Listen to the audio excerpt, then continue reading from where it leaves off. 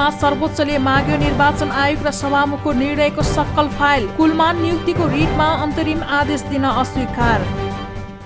नेकपा एमालेका अध्यक्ष केपी शर्मा ओलीले 17 सांसदमाथिको कारबाही नभएको र माधव नेपालको नयाँ पार्टी दर्ता विरुद्ध दायर गरेको रिटमा सर्वोच्च अदालतले सक्कल फाइल मागेको छ। सर्वोच्च अदालतले नेकपा एकीकृत समाजवादी दर्ता गर्दाका सक्कल कागजात माग गरेको हो। एमाले अध्यक्ष ओलीले उक्त पार्टी खारेजीको माग गर्दै दायर गरेको रिटमाथि सुनवाई गर्दै न्यायाधीश दीपक कुमार कार्की र कुमार चुडालको संयुक्त इजलासले आयोगले दल दर्ता गर्दाका भदौ 9 गते भएको निर्णय सम्बन्धी सक्कल फाइल झिकाउन आदेश दिएको हो। यस्तै 14 सांसदलाई कारबाही नगर्ने गरी भएको सभामुखको भदौ 13 गतेको निर्णय पनि संसद सचिवालयबाट झिकाउन आदेश दिएको छ। लुम्बिनी प्रदेशका 2 सांसदलाई कारबाही नगर्ने निर्णयको पनि सक्कल फाइल माग गर्ने आदेश भएको हो। फाइल आएपछि मात्रै अन्तरिम आदेश हुने नहुने निर्णय सर्वोच्चले गर्ने भएको छ।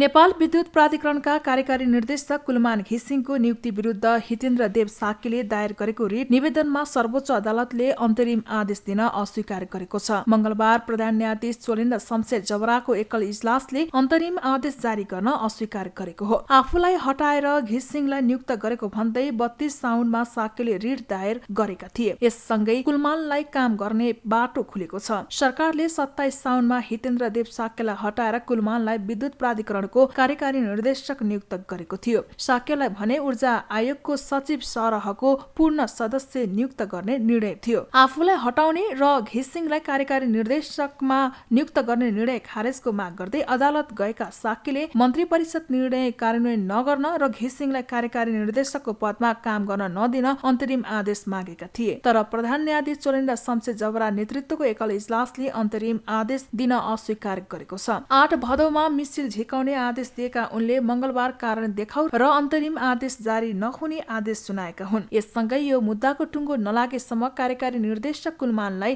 काम गर्ने बाटो खुलेको छ। सरकारले राजनैतिक आधारमा नियुक्त गरिएका राजदूतहरूलाई फिर्ता बोलाउने निर्णय गरेको छ। मंगलबार बसेको मन्त्री परिषदको बैठकले पूर्ववर्ती सरकारले राजनैतिक भागबण्डाका आधारमा नियुक्त गरेका राजदूतलाई फिर्ता बोलाउने निर्णय गरेको हो। परराष्ट्र सेवाका करियर डिप्लोमेट बाहेकका राजनैतिक निर्णयका आधारमा नियुक्त गरिएका राजदूतहरूलाई फिर्ता बोलाउने निर्णय बैठकले गरेको हो। परिषदले निम्न निर्णयहरू गरेको छ। राजनैतिक नियुक्तिबाट गरिएका सबै राजदूतहरूलाई फिर्ता बोलाउने, कर्णाली कोरिडोर अन्तर्गत सल्ली सल्ला सिमीकोट खण्डको दुल्ली कुनादेखि लाली बगर सडक खण्डको 7 किमि र लैफु बद्री गाउँदेखि हुक्का खोलासम्म 13.5 किमि सडक खण्डको ट्र्याक निर्माण कार्य नेपाली सेनाबाट गराउन स्वीकृति प्रदान गर्यो।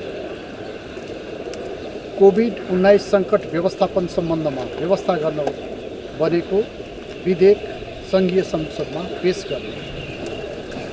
गर्न स्वीकृति प्रदान गर्ने, औषधि ऐन 2035लाई संशोधन गर्न बनेको विधेयक सङ्घीय संसदमा पेश गर्न स्वीकृति प्रदान गर्ने सम्बन्ध, कोभिड-19 व्यवस्थापन आदेश 2078 स्वीकृत गर्ने सम्बन्ध, संयुक्त राष्ट्रसङ्घको 76औं महासभामा भाग लिन जाने प्रतिनिधिमण्डलको गठन गरेको छ।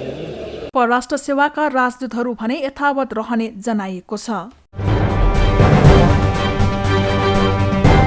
प्रमुख प्रतिपक्षको अवरोधका बीच राष्ट्रिय सभामा विनियोजन विधेयक पेश, संसद खुलाउन सभामुखले राजीनामा दिनुपर्ने सांसद श्रेष्ठको माग। प्रमुख प्रतिपक्षी दल नेकपा एमालेको अवरोधका बीच राष्ट्रिय सभामा विनियोजन विधेयक 2078 टेबुल भएको छ। राष्ट्रिय सभाको मंगलबारको बैठकमा प्रमुख प्रतिपक्षी दल नेकपा एमालेका सांसदहरूको विरोधका बीच राष्ट्रिय सभाका सचिव राजेन्द्र फुयाँले प्रतिनिधि सभाबाट सन्देश सहित प्राप्त भएको विनियोजन विधेयक 2078 राष्ट्रिय सभा समक्ष टेबुल गरेका हुन्। माननीय सदस्यहरू, राष्ट्रिय सभाको आजको बैठकको कार्यवाही प्रारम्भ हुन्छ। माननीय सदस्य के भन्न खोज्नु भएको छ संक्षेपमा आफ्नो भनाइ राख्नु। राष्ट्रिय सभा बैठकको प्रारम्भमा बोल्दै नेकपा एमालेका तर्फबाट राष्ट्रिय सभा सदस्य देवेन्द्र दाहालले सरकारले लोकतन्त्र र पार्टीहरूलाई कमजोर बनाउनका लागि राजनीतिक दल सम्बन्धी अध्यादेश ल्याएको र अध्यादेश लागू गराउनका लागि सभामुखको भूमिका हुनु गलत भएको बताए। यो अध्यादेशले पार्टी विभाजन गर्यो, अब यो अध्यादेश फिर्ता लैजाने। म भन्न चाहन्छु यो अध्यादेश किन फिर्ता लाने? यो सदनमा छलफलमा ल्याइयोस्, हामीले छलफल गर्न पाउनुपर्छ। यो अध्यादेशमा संसदले छलफल गर्न पाउनुपर्छ। यो अध्यादेश किन फिर्ता लाने? पार्टी विभाजन गर्ने एउटा मकसद पुरा गर्यो, त्यस पछाडि यो अध्यादेश फिर्ता लाने? त्यसकारण हामी यो अवस्था रहन्जेलसम्म, जबसम्म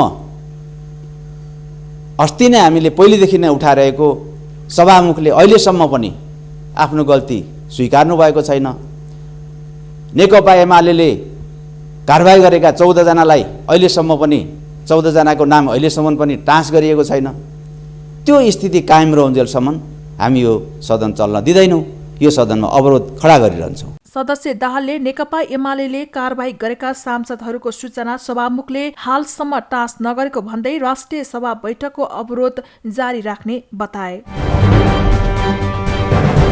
सभामुख अग्निप्रसाद सापकोटालाई राजीनामा गर्न प्रमुख प्रतिपक्ष एमाले माग गरेको छ। राष्ट्रिय सभाको बैठकमा एमालेका सांसद भैरव सुन्दर श्रेष्ठले सभामुख सापकोटाले राजीनामा गरेर मार्ग प्रशस्त गर्नुपर्ने माग गरेका हुन्। राष्ट्रिय सभाको मंगलबारको बैठकमा सांसद श्रेष्ठले बैठक अवरुद्ध गर्ने क्रममा कुर्सीको गरिमा जोगाउन सभामुख सापकोटाले राजीनामा दिनुपर्ने बताएका हुन्।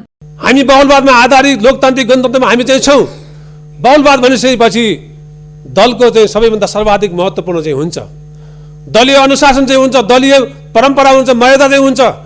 आफ्ना सांसदहरूलाई दलीय मर्यादा र परम्परालाई उल्लङ्घन गरिसकेपछि, अनुशासन उल्लङ्घन गर्ने मान्नेहरूलाई पार्टीले सबै विधि प्रक्रियाहरू मिलाएर केन्द्रीय कमिटीबाट निर्णय गरेर चिठी लेखिसकेपछि के कारणले त्यो चाहिँ चिठीलाई उहाँले कार्यान्वयन गर्नु भएन, जसका कारणले आज सदन अवरुद्ध भएको चाहिँ छ। हामी भन्न चाहन्छौँ, सोध्न चाहन्छौँ, कुनै पनि व्यक्ति आफ्नो कुर्सीमा बसिसकेपछि मर्यादा कसैले पनि उल्लङ्घन गर्नु चाहिँ हुँदैन।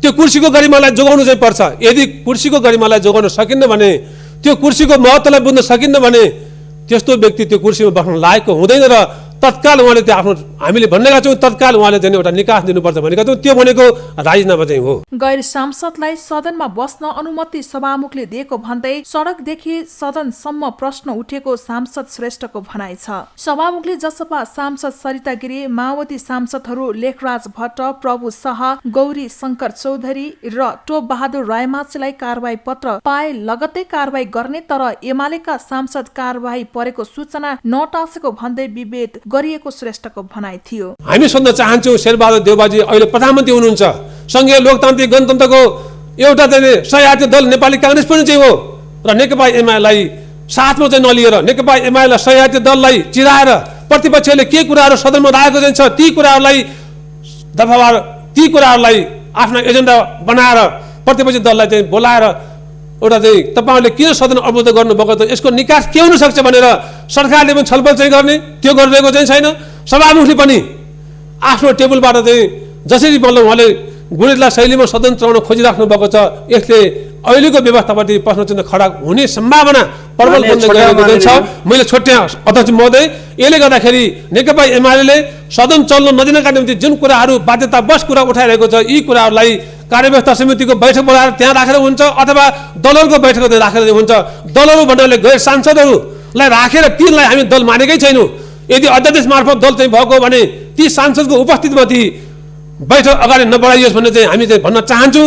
यिनै कुराहरू राख्दै जबसम्म यसको चित्तबुद्ध जवाफ आउँदैन, जबसम्म यसको निकास चाहिँ हुँदैन र उहाँले मार्ग प्रशस्त गर्नु हुँदैन र त्यसको निम्ति अहम भूमिका खेलेर पहल गरेर नेकपा एमालेले उठाएका मागलाई सम्बोधन हुँदैन, तबसम्म यो सदनलाई अगाडि नबढाइयोस् भन्ने कुरा राख्न चाहन्छु। सभामुखले राजीनामा नदिए वा सूचना नटासे सदन चल्न नसक्ने उनले जानकारी दिए। एमाले विरोध जारी राखेपछि अध्यक्ष तिमिल सिन्हाले अर्थमन्त्री जनार्दन शर्मालाई विनियोजन विधेयकमाथि विचार गरियोस् भन्ने प्रस्ताव पेश गर्न अनुमति दिएका थिए। विनियोजन विधेयक राष्ट्रिय सभामा पेश भएपछि बैठक स्थगित भएको छ। अर्को बैठक बिहीबार बस्ने गरी स्थगित भएको छ। 14औं महाधिवेशन अन्तर्गत मंगलबारसम्म 64 जिल्लामा वडा अधिवेशन सकियो। प्रदेश 2 का 8 सहित 13 जिल्ला अधिवेशन अन्योलमा। नेपाली कांग्रेसको 14औं महाधिवेशन अन्तर्गत मंगलबार विभिन्न 7 जिल्लामा वडा अधिवेशन भएको छ। काठमाडौँ सहित काभ्रे, सिन्धुपाल्चोक, कपिलवस्तु, बर्दिया, बाजुरा र मोरङमा वडा अधिवेशन भएको हो। बाँकी 13 जिल्लामा क्रियाशील सदस्यता विवाद मिल्न बाँकी रहेकोले वडा अधिवेशनको टुङ्गो लागेको छैन। गत भदौ 18 गते देशभरका 6743 वडामा एकै दिन अधिवेशन गर्ने भने पनि 57 जिल्लामा मात्रै अधिवेशन भएको थियो। बाँकी 20 जिल्लामा मंगलबार अधिवेशन गर्ने कांग्रेसको योजना रहे पनि प्रदेश नम्बर 2 का 8 सहित 13 जिल्लाको विवाद कायमै छ। समयमै वडा अधिवेशन हुन नसक्दा कांग्रेसले असोज 9 गते गर्ने भनेको गाउँ नगर अधिवेशन प्रभावित हुने भएको छ। कांग्रेसले केन्द्रीय महाधिवेशन मंसिर 9 देखि 13 गतेसम्म काठमाडौँमा गर्ने तय गरेको छ। लोकतन्त्रका लागि कांग्रेसका नेताको भन्दा कम त्याग आफूहरूको नभएको ओलीको दाबी। सरकारमा रंगी बिरंगी मान्छे मात्रै भएको जिकिर। नेकपा एमालेका अध्यक्ष केपी शर्मा ओलीले आफू नेतृत्वको सरकारले अगाडि बढाएका 1400 रणनीतिक सडकको काम स्थगित गरेको भन्दै सरकारप्रति आक्रोश व्यक्त गरेका छन्। मदन भण्डारीको जीवनीमा आधारित पुस्तक श्वेत शार्दूलको मंगलबार काठमाडौँमा विमोचन गर्दै ओलीले जनताको सडक रोकेर प्रतिशोध साध्न खोजिएको आरोप लगाएका हुन्। सरकारको छाटकाट ढाँचा काचा हेर्दा अहिले ग्रहण लागेको जस्तो अशुभ देखिएको ओलीको टिप्पणी छ। रणनीतिक सडक समेत 1400 सडक बन्द गरिदिनु, ठेका रद्द गरिदिनु, यो नगर्नु, रोकिदिनु, बजेट रोक्नु, कार्यक्रम आयोजना सबै खतम, रोकिदियो। क्या बहादुर सरकार। अघिल्लो सरकारले 1400 बाटा बनाउँछु भने यो सरकारले आउने बित्तिकै ज्याप दाहिने खुट्टाले ब्रेक ठोकिदियो। ल बना बाटा। केपी ओलीको फुर्ती एकै झट्कामा खतम पारिदिन्छु भनेर 1400 बाटा खतम एकैचोटि। गठबन्धन सरकारले मुलुकमा ग्रहण लगाएर जनतालाई निराश बनाइरहेको टिप्पणी पनि गरे। अध्यक्ष ओलीले प्रधानमन्त्री शेरबहादुर देउवा नेतृत्वको सरकारले देशको समय बर्बाद गर्ने काम मात्र गरिरहेको आरोप लगाए। सरकारमा रंगी बिरंगी समूह रहेको सरकारले पायो भने भ्यागुताले फुल्याए जस्तो सरकार फुल्याउने भए पनि संविधानले रोकेको उनको जिकिर छ। ओलीले वर्तमान सरकारले आफ्नो कार्यकालको 20% समय यतिकै खेर फालेको बताए। अझै उहाँहरू कोसिस गर्दै हुनुहुन्छ रङ्गी बिरङ्गी सरकारलाई पूर्ण साइजमा। पहिले जस्तो त ल्याइन पाइँदैन, अहिले 25 भन्दा बढी बढाउन पाइँदैन। उहाँहरूको त रेकर्ड त 64-66 सम्मको रेकर्ड छ नि। उहाँहरूले पायो भने त भ्यागुताले फुलायो भन्दा फुलाउँदै जानुहुन्छ। तर अहिले संविधानले दिँदैन, 25मा सीमित हुनुपर्छ। 25मा सीमित हुन उहाँहरूलाई सजिलो भइरहेको छैन। गाह्रो त्यही हो। 70-72 दिन किन पूर्णता पाउँदैन सरकारले? कार्यकाल छ 1.25 वर्ष। 1.25 वर्षको 20% भाग गयो। ओलीले सरकारले रत्न पार्कमा बसेर वार बाँडे झै पदक बाँडेको आरोप लगाएका छन्। आफू प्रधानमन्त्री भएको बेला यसो गरेको भए बवन्डर गर्नेहरू अहिले चुप लागेर बसेको ओलीको आरोप छ। अस्तिको दिन वितरण गरेको जस्तो पदकहरू हामीले वितरण गरे भए बाबा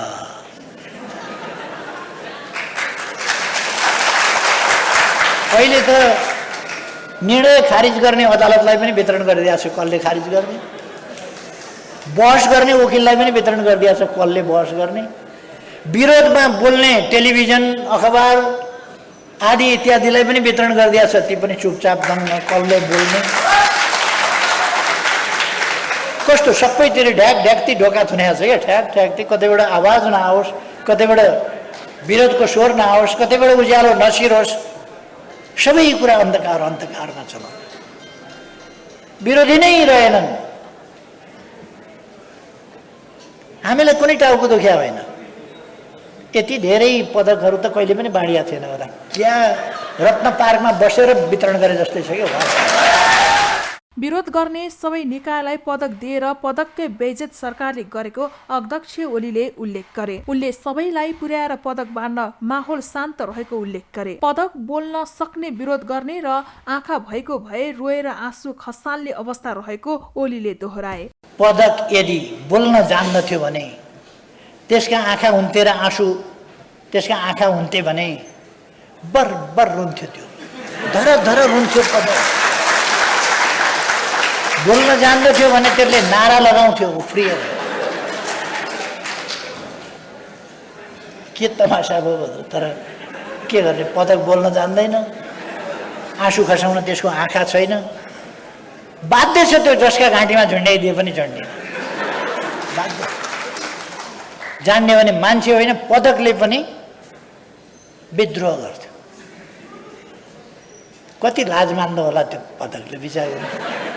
कार्यक्रममा पूर्व सभामुख दमननाथ ढुङ्गानाले कम्युनिस्ट पार्टीमा मदन भण्डारीको जस्तै लचकता आवश्यक रहेको बताए। उनले मदन भण्डारीले संसदीय व्यवस्था स्वीकारेर कम्युनिस्ट पार्टी र कम्युनिस्ट आन्दोलनलाई बचाएको भन्दै उनको प्रशंसा गरे। मदनले प्रतिपादन गरेको जनताको बहुदलीय जनवाद अहिले भने अंशबन्धामा परेको ढुङ्गानाको भनाइ छ। उनले कम्युनिस्टहरू मिलेर भन्दा पनि एकैजनामा केन्द्रित हुने प्रविधिका कारण फुटेको समेत बताए।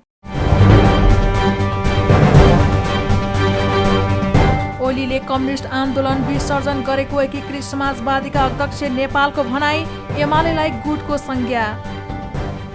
नेकपा एकीकृत समाजवादीको केन्द्रीय कमिटिको पहिलो बैठक मंगलबारबाट सुरु भएको छ। बुद्धनगर स्थित एक पार्टी प्यालेसमा पार्टी विभाजनपछि पहिलो केन्द्रीय समिति बैठक बोलाइएको हो। केन्द्रीय कमिटिको बैठकलाई सम्बोधन गर्दै पार्टी अध्यक्ष माधव कुमार नेपालले नेकपा एमाले दक्षिणपन्थी भाषमा भाषिएको बताए। सोही कारण विद्रोह गरेर नयाँ पार्टी बनाइएको अध्यक्ष नेपालको भनाइ छ। जन्मिएको पार्टीले मात्रै जनताको विश्वास जित्ने इतिहासबाट पाठ सिक्दै नयाँ पार्टी गठन गरेको बताएका छन्। त्यसो गरेर विद्रोह गर्नु पर्यो र अर्को कम्युनिस्ट पार्टी गठन गर्नु पर्यो।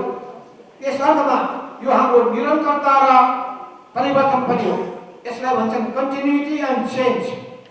कम्युनिस्ट आन्दोलनको क्रान्तिकारी धारको निरन्तरता हो। तर विगत समयमा भएका कतिपय कमी कमजोरीहरूबाट हामी मुक्त हुन चाहन्छौँ। ती नराम्रा कुराहरूलाई हामी पन्छाउन चाहन्छौँ, आफ्नो कुरालाई पुर्याउन चाहन्छौँ, राम्रा कुरालाई हामी साथमा लिएर जान चाहन्छौँ। देश जनता र युवाको चाहना र आवश्यकता अनुसारको परिवर्तन गरेर परिवर्तित अवस्था अनुसार हामी अघि बढ्न चाहन्छौँ। केशरजङ रायमाझीले कम्युनिस्ट आन्दोलनको विसर्जन गरेका भन्दै उनले नेकपा एमाले अब पार्टी नभई गुटमा क्रियाशील भएको आरोप लगाए। पार्टीको समस्या समाधानका लागि कार्यदलको प्रतिवेदन कार्यान्वयन नगरिएको नेपालको भनाइ थियो। नेकपा एमालेका अध्यक्ष केपी शर्मा ओलीले एकपछि अर्को गलत नजिर बसालेको समेत उनले बताए। ओलीले वार्ताको नाममा नक्कली नाटक मञ्च गरेपछि नै आफूहरू ओलीलाई हटाउन राष्ट्रपति र अदालतमा पुगेको नेपालको तर्क थियो। हामी यथास्थितिवादी होइन, परिवर्तनवादी धारका हामी अगुवा शक्तिको रूपमा आफूलाई देखाउन चाहन्छौँ। हामी व्यक्तिवाद, गुटवाद, एकाधिकारवाद, हुकुमी प्रवृत्ति, निरङ्कुश प्रवृत्ति, अपसंस्कृति, विकृति, विसङ्गतिको जुन पक्षपोषण गर्ने प्रवृत्ति देखिएको छ त्यसका विरुद्धमा दृढताका साथ हामी सामूहिकताको भावनाका साथ अघि बढ्न चाहन्छौँ। हामी राष्ट्रिय पुँजीवादलाई प्रोत्साहन दिन चाहन्छौँ। दलाल लोकशाही पुँजीवादलाई जसरी जोगाउने हुर्काउने काम भयो त्यसका विरुद्धमा दृढताका साथ उभिनेछौँ। हामी देशभक्तिको झन्डा बुलन्द गर्नेछौँ, विदेशीहरूका सामु लम्पसार पर्ने छैन। हामी सुशासनको मान्यतालाई बोकेर अगाडि बढ्नेछौँ। भ्रष्टाचारी प्रवृत्तिलाई हामी समाप्त पार्न दृढताका साथ अगाडि बढ्नेछौँ। उनले आफूहरूलाई कमजोर बनाउन अनेकन षड्यन्त्र भए पनि ती प्रयास असफल बनाएको दावी गरे। एमाले एकताको धेरै प्रयास गर्दा पनि ओलीले गुटकै कारणले असफल भएको बताए। पार्टी विभाजनपछि आफूहरू सुदूरपश्चिम र प्रदेश 2 मा ठूलो दलले उभिएको नेपालले बताए। उनले कर्णालीबाट विद्रोहको ज्वाला दन्काएको भन्दै बागमतीमा पनि संसदीय दलको नेता चुनेर सरकार बनाउन आफ्नो दल तयार भएको उनले बताए। हामी समावेशिताको मान्यतामा र हामी इन्क्लुसिभ डेमोक्रेसीको मान्यतामा अगाडि बढ्न चाहन्छौँ र विभिन्न निकायलाई अधिकार सम्पन्न पनि बनाउन चाहन्छौँ। यस अर्थमा विश्वास गरेर अधिकार दिनुपर्छ भन्ने मान्यता छ। तर सँगसँगै हामीले कर्तव्यको पालना गर्ने कुरामा पनि त्यतिकै जोड दिनेछौँ। यसर्थ काम गर्ने र परिणाम दिनेहरूलाई प्रोत्साहन दिनेछौँ। काम गर्न सक्ने र त्यसपछि त्यतिकै पदोगटेर बस्ने प्रवृत्तिलाई निरुत्साहित गर्नेछौँ। हामी पुराना पाकाहरूको सम्मान पनि गर्नेछौँ। युवा पुस्तालाई अघि बढ्नका लागि हामी प्रोत्साहित पनि गर्नेछौँ। ओली लोकतन्त्र र संविधान मास्ने काम गरेको भएकाले प्रतिनिधि सभाको पुनर्स्थापनाको लागि शेरबहादुर देउवाको पक्षमा समर्थन गरेको बताए। विगतमा भएको कमी कमजोरीबाट मुक्त भएर पार्टीलाई जनतासम्म लाने उनको भनाइ छ। नेपालले आफ्नो दल यथास्थितिवादी पार्टी नभएको दावी गरे। उनले नेकपा एकीकृत समाजवादीले राष्ट्र पुँजीलाई जोड दिन चाहेको र दलाल पुँजीवादको विरोध गर्दै विज्ञान प्रविधिमा जोड दिने बताए। हस्तकला सामग्रीमा लागू औषध तस्करीमा संलग्न 9 जनाको गिरोह पक्राउ। अचारको भाँडोमा राखेर चरेसको तस्करी भइरहेको खुलासा। हस्तकलामा सामग्रीभित्र लागू औषध चरेस राखेर ओसार पसार गर्दै आएका 9 जना गिरोह पक्राउ परेका छन्। नेपाल प्रहरीको लागू औषध नियन्त्रण ब्युरोले मंगलबार काठमाडौँमा पत्रकार सम्मेलन गरी हस्तकलामा सामग्रीभित्र चरेस राखेर ओसार पसार गर्दै आएका म्याग्दीका श्यामप्रसाद रोका, वीर बहादुर रोका, दिल बहादुर रोका, धादिङका अनिल बहादुर घले, सुन बहादुर गुरुङ, याक्की भनिने जित बहादुर तामाङ, माइला भनिने कृष्ण बहादुर तामाङ, नुवाकोटका शेषे भनिने उपा तामाङ र वीर बहादुर तामाङलाई सार्वजनिक गरेको हो। उनीहरूको साथबाट कतार पठाउन हस्तकलाको सामानमा प्याक गरी राखेको 7 केजी 614 ग्राम चरेस बरामद गरिएको पनि ब्युरोका प्रमुख एसएसपी हृदय थापाले जानकारी दिए। अपरेसन ह्यास छ, यो ह्यासिसको सर्ट फर्म ह्यास र टोटल हामीले 7 केजी 614 ग्राम ह्यासिस बरामद गर्न सफल भएका छौँ र यही विषयमा चाहिँ जानकारी दिउँ भनेर यहाँहरूलाई बोलाइएको। यो केस कहाँबाट सुरु हुन्छ भने इन्टरनेसनल एयरपोर्टबाट। भदौ 21 गते 2 जना व्यक्ति कटार जाने क्रममा त्रिभुवन इन्टरनेसनल एयरपोर्टमा पक्राउ पर्छ र उनीहरूको साथबाट सुटकेसमा फल्स बटम बनाई 4 किलो 35 ग्राम चरेस, एउटा फ्ल्याट चरेस चाहिँ फेला पर्छ र यी व्यक्तिहरूलाई कसले ती चरेस दियो भन्ने अनुसन्धान गर्ने क्रममा सोही दिन हामीले थप 5 जना व्यक्तिहरू पक्राउ गर्छौँ। श्यामप्रसाद रोक्का, वीरबहादुर रोक्का कटारद्वार जाँदै र उनीहरूलाई दिलबहादुर रोक्का म्याग्दीका दिलबहादुर रोक्काले चाहिँ मेरो मान्छे जाँदैछ भनेर इन्फर्मेसन दिएको हुन्छ अनिल बहादुर घलेलाई, र घलेलाई सुनबहादुर रोक्काले विदेश जाने मान्छे खोज भनेर अनिल बहादुर घलेलाई चाहिँ हराएको हुन्छ र यो सुनबहादुर गुरुङलाई पनि याङ्की भन्ने जितबहादुर तामाङले कटार जाने कोही व्यक्ति छ भने खोज्नु भन्ने उसले निर्देशन गरेको देखिन्छ भने र याङ्कीलाई पनि माइला भन्ने कृष्णबहादुर तामाङले मान्छे खोज्नु केही सामान पठाउनुपर्छ भनेर चाहिँ योजना बनाएको देखिन्छ। हाते कागजका डायरीहरूमा सो चरेस बरामद गरेर कतार लगायतका मुलुकहरूमा सो गिरोहले पठाउने गरेको पाइएको पनि ब्युरोले जनाएको छ। यसअघि उनीहरूले यसै गरी अचारको भाँडोमा समेत चरेस राखेर भारत हुँदै हङकङ, थाइल्यान्ड, टर्की लगायतका देशहरूमा पनि लागू औषधहरू ओसार पसार गर्दै आएको पनि अनुसन्धानमा पाइएको छ। पक्राउ परेका रोकाद्वयमाथि अनुसन्धान गर्दै जाँदा अन्य व्यक्ति समेत पक्राउ परेका हुन्। प्रहरीका अनुसार रोकाद्वयलाई नुवाकोटका विदुर नगरपालिका 13 का उर्पा तामाङले कतार पठाउन उनीहरूलाई चरेस उपलब्ध गराएको उल्लेख छ। तामाङ यसअघि 2054 सालमा लागू औषध खैरो हिरोइन सहित पक्राउ परेर 19 वर्ष जेल बसेर छुटेको खुलेको छ। पक्राउ परेका उनीहरूलाई नियन्त्रणमा लिए कारबाही प्रक्रिया अघि बढाइएको पनि प्रहरीले जनाएको छ। र धितोपत्र बोर्डका अध्यक्ष माथिको छानबिन प्रतिवेदन सरकारलाई। लगानीकर्ताको हित रक्षा गर्न सरकार प्रतिबद्ध रहेको अर्थमन्त्री शर्माको भनाई। अर्थमन्त्री जनार्दन शर्माले शेयर कारोबारमा संलग्न लगानीकर्ताको हितलाई रक्षा गर्न सरकार प्रतिबद्ध रहेको बताएका छन्। मंगलबार अर्थ मन्त्रालयमा नेपाल धितोपत्र बोर्डका अध्यक्ष भीष्मराज ढुङ्गानामाथि जाँचबुझ गर्न गठित जाँचबुझ समितिले प्रतिवेदन बुझ्दै अर्थमन्त्री शर्माले शेयर कारोबारमा ठूलो संख्यामा आम जनता सहभागी भइरहेको भन्दै शेयर कारोबारमा आउने सर्वसाधारणको हितको रक्षा गर्नु सरकारको दायित्व भएको बताएका हुन्। उनले प्रतिवेदनको अध्ययन गरी जाँचबुझ समितिले दिएको सुझाव अनुसार आवश्यक प्रक्रिया अगाडि बढाउने पनि बताए। जाँचबुझको प्रक्रियाले शेयर बजारलाई व्यवस्थित र सुरक्षित बनाउन मद्दत पुग्ने पनि अर्थमन्त्री शर्माले विश्वास व्यक्त गरे। नेपाल सरकारले यसको अध्ययन गरेर जाँचबुझ समितिले दिएको सुझाव अनुसार आवश्यक प्रक्रियामा अगाडि बढ्ने कुरा पनि म जानकारी गराउन चाहन्छु। र शेयर कारोबारमा आम जनता ठुलो संख्या सहभागी भइरहेको र शेयर कारोबार सम्बन्धी सूचनाहरू त्यसको बारेमा जानकारीहरू पनि कम हुँदाहुँदै पनि यो कारोबारमा ठुलो संख्या सहभागी भइरहेको सन्दर्भमा हाम्रो दायित्व ती सबै शेयर कारोबारमा आउने सर्वसाधारणको हितको रक्षा गर्ने कुरा नै हो। त्यसकारण कहाँ समस्या छ त त्यसलाई सुधार गर्नुपर्ने कुराहरू के हुन्, समस्या कहाँ भइरहेको छ भन्ने कुराको हामीलाई जाँचबुझ गर्न आवश्यक पनि थियो र त्यसको नेतृत्व गर्ने जो व्यक्ति हुनुहुन्छ उहाँको बारेमा नै प्रश्न उठेको कारणले सत्य तथ्य हामीले जान्न आवश्यक थियो। यो प्रतिवेदनले तत्सम्बन्धी तथ्यसहितको रिपोर्ट हामीलाई दिएको हुँदा त्यसको अध्ययनपछि हामी यसलाई अगाडि बढाउनेछौँ र यो नेपाल सरकारले यसको अध्ययन पश्चात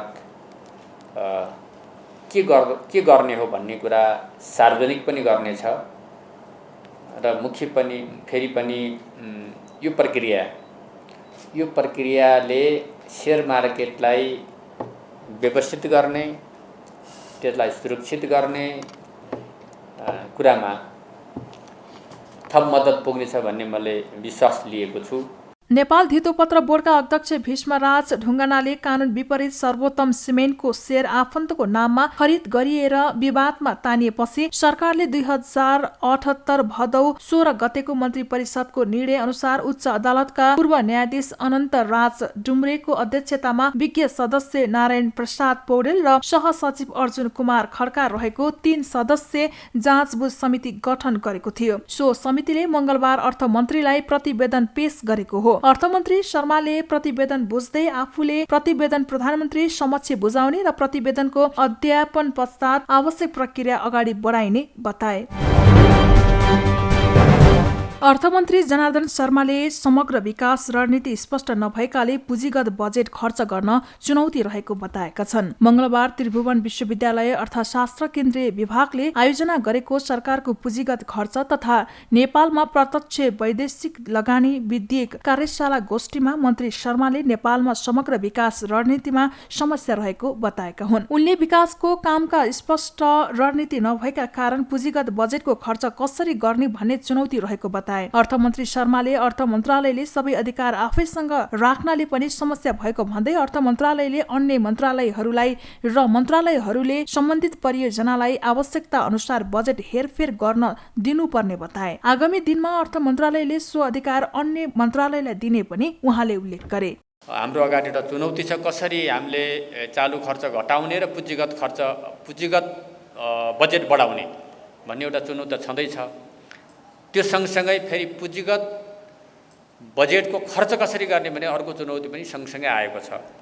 यसका पछाडिका मुख्य गरी कारणहरू मैले के लाग्छ भन्दाखेरि पूर्व तयारीका समस्याहरू पनि छन् र समग्र विकास रणनीतिको समस्या हो। समग्र विकास रणनीति नै हाम्रो स्पष्ट छैन। सरकार बदलिँदा, मन्त्री बदलिँदा रणनीति नै बदलिन्छ, योजना नै बदलिन्छ। त्यसकारणले समस्या यहाँनिर हो। भन्न त हामीले गोल भनेका छौँ, त्यहाँसम्म जाँदा यहाँ पुग्ने भनेका छौँ, तर त्यो गोलमा पुग्नका लागि हाम्रा बाटाहरू पटक पटक फेरिने गरेका रहेछन्। मैले त्यस्तो अनुभूति गरेको छु। अर्थमन्त्री शर्माले सरकारले प्रत्येक महिना कम्तीमा 10% बजेट खर्च गर्नुपर्ने नीति बनाउन लागेको बताए। खर्च नहुने ठाउँमा पैसा राख्ने र खर्च हुने ठाउँमा पैसा नराख्ने खालको प्रविधि सच्याउनका लागि आफूले प्रयास गरिरहेको उनको भनाइ छ। प्रत्येक महिना कम्तीमा 10% बजेट खर्च गर्नुपर्छ भन्ने नीति मैले निर्माण गरिरहेको छु। प्रत्येक महिना 10% खर्च गर्दा पनि 10 महिनामा 100% खर्च हुन्छ। यो खालको नीति 2 महिनाहरू तयारीको अवधि लाग्ला। त्यसो गर्यो भने बजेट खर्च हुन सक्छ। खर्च नहुने ठाउँमा पैसा राख्ने, खर्च हुने ठाउँमा पैसा नराख्ने खालको प्रवृत्तिले पनि यहाँ समस्या भएको सचिवज्यूहरूले मलाई भन्नुभयो। त्यो सच्याउनको लागि मैले प्रयास गर्दैछु। मन्त्री शर्माले राष्ट्रिय हितलाई ध्यानमा राखेर वैदेशिक लगानी खुल्ला गर्नुपर्ने बताए। राष्ट्र र जनताको अहितसँग सम्बन्धित शर्त छन् भने त्यस्तो लगानीको सन्दर्भमा समेत विचार गर्नुपर्ने उनले बताए। वैदेशिक लगानीका शर्तहरू के हुन् भन्दा मुनाफाको शर्त एउटा भयो, त्यो त स्वतः दिनु पर्यो। अरू राष्ट्रियका शर्त छन् त्यसलाई पनि ध्यान दिनु पर्यो। राष्ट्रसँग सम्बन्धित जनताको अहितसँग सम्बन्धित शर्त छन् भने त्यसलाई कुरा त्यहाँ विचार गर्नु पर्यो। बाँकी सबै वैदेशिक लगानीको सन्दर्भमा हामीले लिएर त्यसलाई लैजानको लागि हामी खुला हुनु पर्यो। अर्थमन्त्री शर्माले विश्वविद्यालय अनुसन्धान केन्द्रित हुनुपर्ने बताए। मन्त्रालयले अनुसन्धानका विभिन्न शाखा बनाउनु पर्ने कुराको अन्त्य गर्दै विश्वविद्यालयलाई अनुसन्धानमा क्रियाशील गराउनु पर्नेमा जोड दिए। त्यस्तै उनले विकास निर्माणको काममा जनतालाई जोड्ने गरी श्रम सहकारी बनाएर काम गराउने वातावरण बनाउने प्रयास गरिरहेको पनि जानकारी दिए।